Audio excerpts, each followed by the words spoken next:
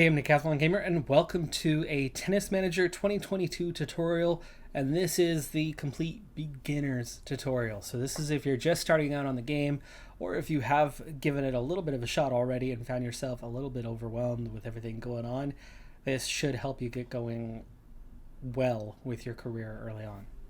First things first, go ahead and get to the workshop. So to do that, you go from library. If you have the game on Steam, you'll go to the library, clicking on the game, and then choose Workshop. Once you get into the workshop, there's only a few choices. There's not that many mods for this game, so it makes it very easy. But the TM Realist 22, this provides the real names of the athletes, the real competitions, faces for them. It's a huge upgrade, a very simple upgrade. All you have to do is click subscribe. Now that last step must be done before you start your career. So if you've already started one, unless you are intending on restarting, you will have to accept the default names in the game, which is perfectly fine. There's nothing wrong with playing that way. A lot of the names are close to the real names. When you do your management creation, the only relevant page is once you get here. There is a very, very important thing that you can do to make life a whole lot easier. If you choose, regardless of what level of experience, this is going to determine how many attribute points you have. But the style is what's important.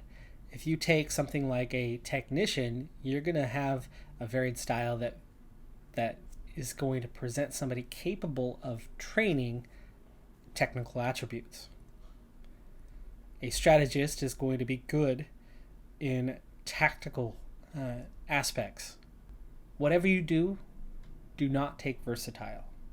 Your attributes are going to be locked in, and they're not going to be good, or they're going to be mostly locked in.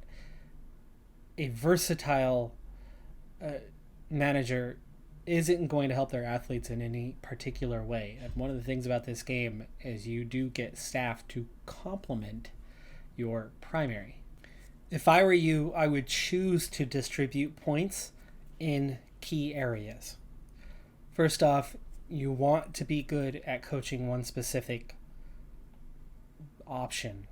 So tactics, mental, and physical, along with movement, are the easiest ways because it involves using fewer points. The more points you have, if we're doing a level 1, this is literally the minimum that you could get by with. And you can see we can easily get these up all the way to maximum ratings where you are the best at doing this. And we still have a decent amount of points left over for things like communication, ability to motivate, which is good for coaching your individual athletes, and or the player management. But this alone is going to make your manager efficient. It's going to make them very good in a few areas, and we did so with literally the least amount of experience that there is out there, and it's going to make you stronger. So the main point here is to specialize. But if you're going to do technical, you need to specialize kind of across the board, and it's a bigger range. So I wouldn't recommend doing technical unless you had a higher experience level. Now, if you manage an existing academy, things are easy. Pick one. But if you're going to create your own academy, we'll briefly go through what to do with that. Create your player is a fun experience.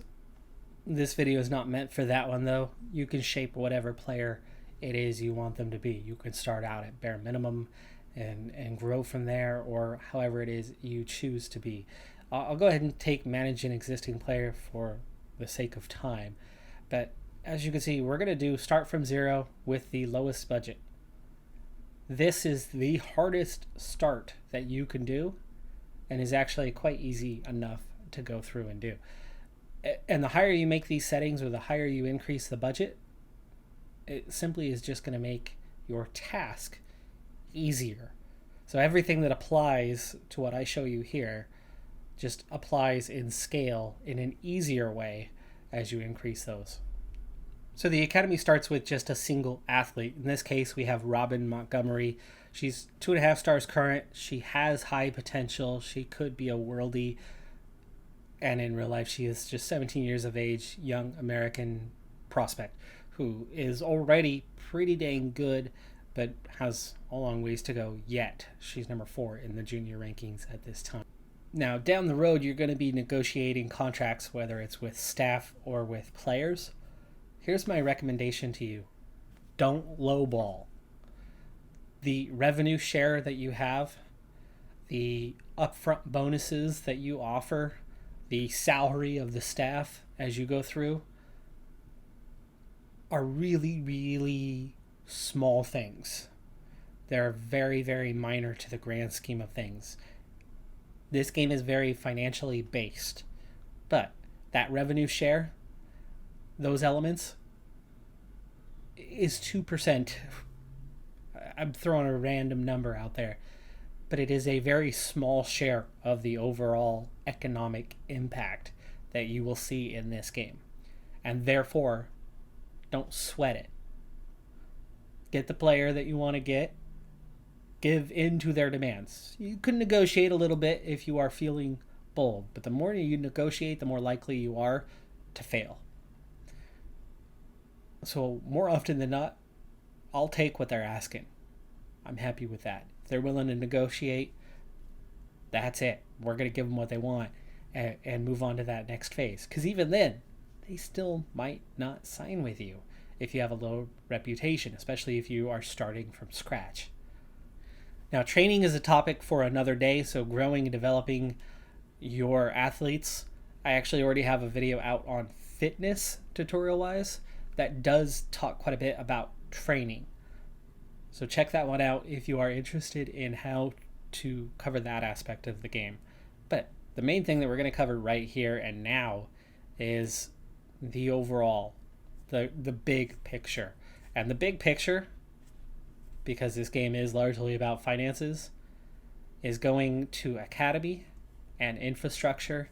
And this is where the magic happens in this game. Now, we only have 100,000 right now. But I will tell you that there are a few key things to make the game go in a positive direction and to be successful. And the main thing to be successful in this game is to begin by focusing on your business center. There are some other upgrades that go with it, but I will lay out how to look through the other upgrades. There are 4 different sections to your overall infrastructure for your academy, and the business center is the most impactful in a positive way. It takes money to do all the things that you do in this game, so generating revenue is the most important, and getting that high return on your athlete when they go to tournaments is not useful unless you have one of the best in the world who is going and winning Grand Slams. And as you're not going to have that unless you are starting with the best academy to begin with and you already have access to the best athletes, that's not the way you're going to make money. The way you're going to make money is here with infrastructure. It's going to account for the vast majority of your revenue that you bring in. Something like 90% to even 95% of your overall revenue comes out of here. So the first thing you need to do is not upgrade things that are going to help your athletes or help your performance, but is going to help your finances. There's 2 things you need to look at when you're choosing which upgrades to go for. Now, I don't have the 100. I don't have much right now. We just have that 100K. So it would take us at least 1 turn of the month to get things going. But here's the order in which I would recommend doing things. What you see right here is what the next upgrade will provide. It's not what we're at right now. We do have a couple upgrades that are already done. We have a press conference room. We are on level 1. It gives us 1 agent to do negotiations. It provides us with 12,000 a month. It has an expense though. And this is that detail. You need to look at the expense because on the surface, the recreational pool is going to provide almost 16,000 a month. It is a very small upgrade. in terms of cost. Right now we have nothing. Level 1 would give us $16,000 a month. But here's the problem. It costs $8,000 a month. So your net profit is actually only, not even quite, 7.8 thousand. That's it. Now it is a very cheap upgrade. So yes, you do want to get it. It's still going to add to your income, and it doesn't take long to do. But don't just look at this number. On the surface, it tells you one story. Under the hood, it tells you another. Here, for example, the heliport. That's plus 20,000 a month. That is a much better outcome than the 7.5 that you're going to get from here. 20,000, cost is 7.7. So do the math, subtract it out, see how much money you're actually going to increase your monthly balance by, and use that as your primary. And then figure out how much it costs to kind of translate what order you want to go with these types of things. At restaurant, it's a good early upgrade. It's an extra 13,000 a month. It's almost double what you're getting from here. In terms of cost, not that bad. The recreational pool is going to get you a little bit of money, so still do it. Just know that it's not really very profitable. That heliport, that's nice though. It's $32K a month. It's going to cost you a little bit. But the key thing here is focus on the business center early, because it is going to generate a lot of revenue for you, which makes all those other upgrades and paying your athletes and paying your staff, it makes all of that easy. It makes the game a lot easier. Like I said, there are other financial upgrades in other areas though. For example, sports and study programs, campus. So start with money. Those give you double because they'll do something else for you, like a progression bonus for youths. If you are taking young players, that's going to give you a progression bonus, meaning they're going to level up faster. Just pay attention to the details. Here's a great one, the balnea therapy. It's 37,000, only costs 208K. So key number 1 to success in this game is generate revenue. The cold hard cash kind of way. Sponsorships are an added bonus, but the money that you're going to make is not going to come from the winnings of athletes for the most part. That is very minor. Do not overdo it. Do not fight them on that revenue share. Get the right athletes signed, and that's much more important than the amount of revenue share. That's not to say that you can't negotiate a little, but keep it to a little. Keep it to a minimum. Now, with those athletes, you want to balance your calendar. Pay attention to these 3 areas: morale, shape, physical condition. The other tutorial that I have on fitness addresses all 3 of these on how to balance them, but you do want to pay attention to those 3 things.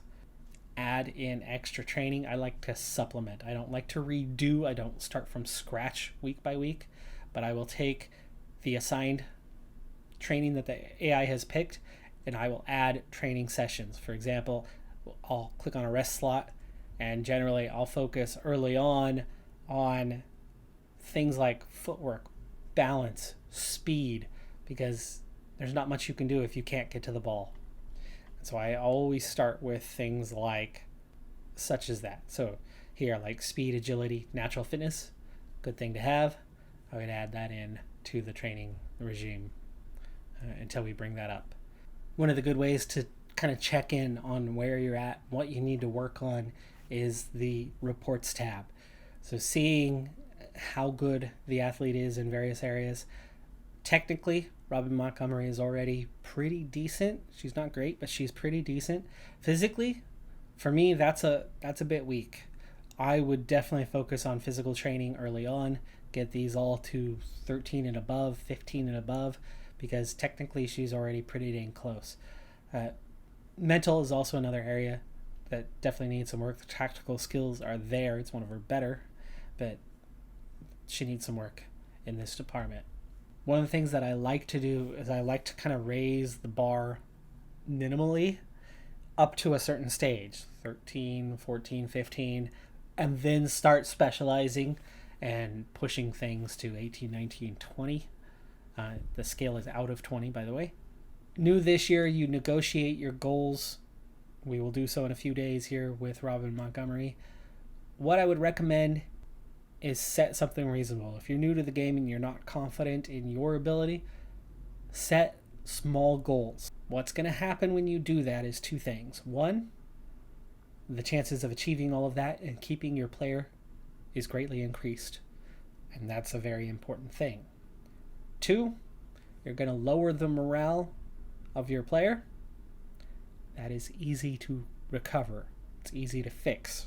So it's a positive and a negative. It's a give and take. But what you're getting is you're getting the confidence that you're not going to screw things up in your first year. You're not going to lose your top athlete right off the bat, especially if you created one. And recovering morale is actually a quite easy thing to do. Again, that other tutorial that I have goes into how to deal with all of these, and will teach you how to recover that morale quite quickly. In short, by the way, just have empty days. Have a day with no training session. It's going to boost their morale. You naturally have one a week. Take a day. Let's see, stretching. Karen, rest. 2 days back to back, her morale's going up. Now for tournament registrations, the default is automatic registration. And if you're not confident, go ahead and leave it on. That's fine. In time, though, you'll find that you would like to manage at least your primary. If you have multiple athletes on at your academy, you only coach one of them directly. Your staff manages the others.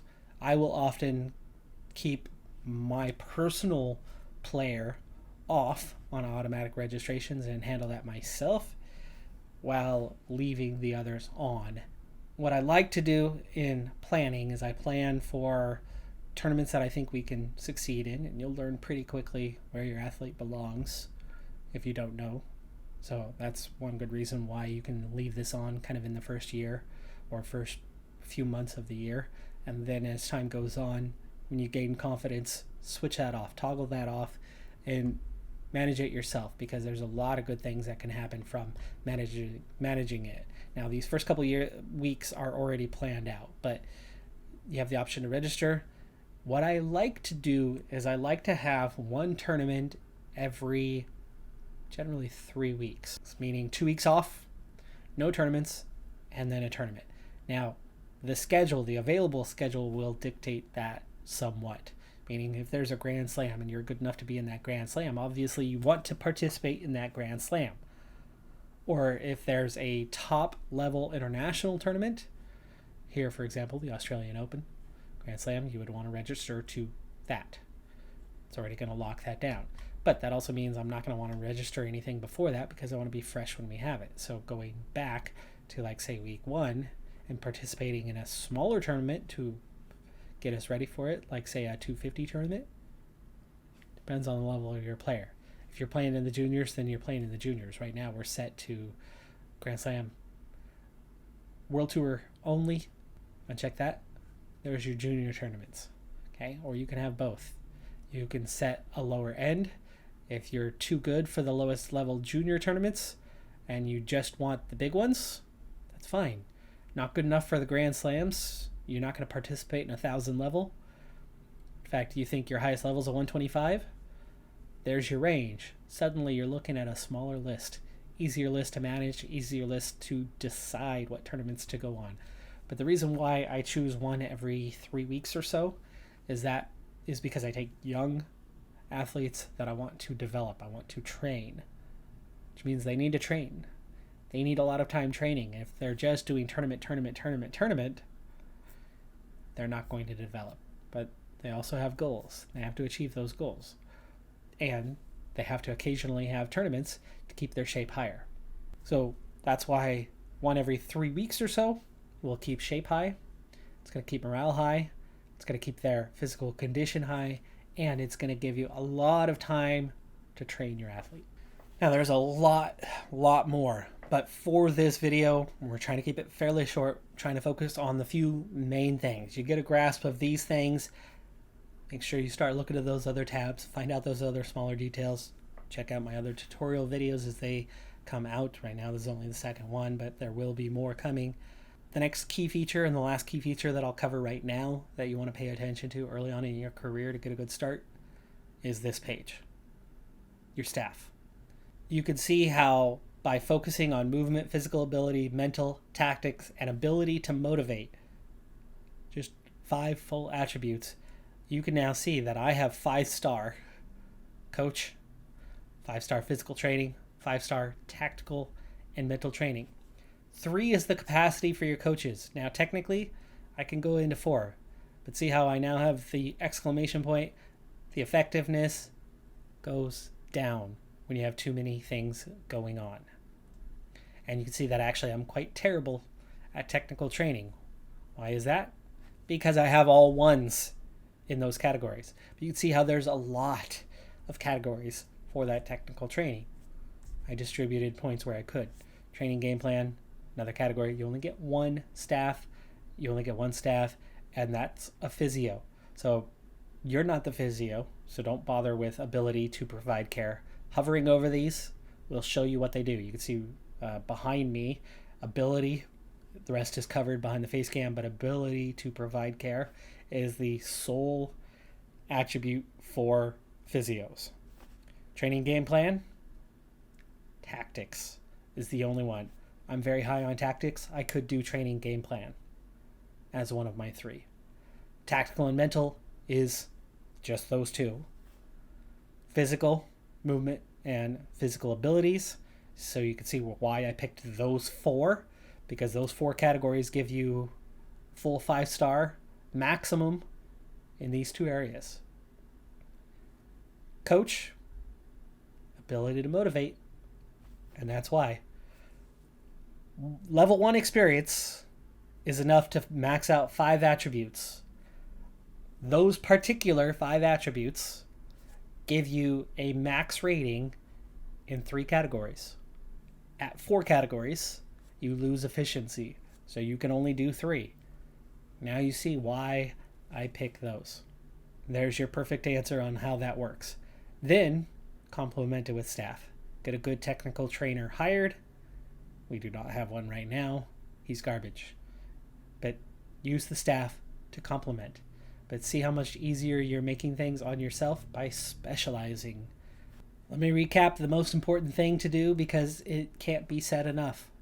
If you want to be successful here, if you want to grow and develop your talent, I just gave you the easy how to do that. Set the bar low in that first year until you gain the confidence, till you see that you can do more, that you're growing and developing. But the number 1 key, get that infrastructure going and focus on the finances first. Get the money to then distribute and grow rapidly, improve that infrastructure, hire that staff, get bigger, better, stronger, faster. But take care of those finances first. I'm Decathlon Gamer. Thanks for tuning in. There is a whole lot more. This is just the tip of the iceberg, but hopefully it's going to get you started the right way. Like, comment, subscribe, and I'll see you next time. Have a good one. Be safe out there. Bye for now.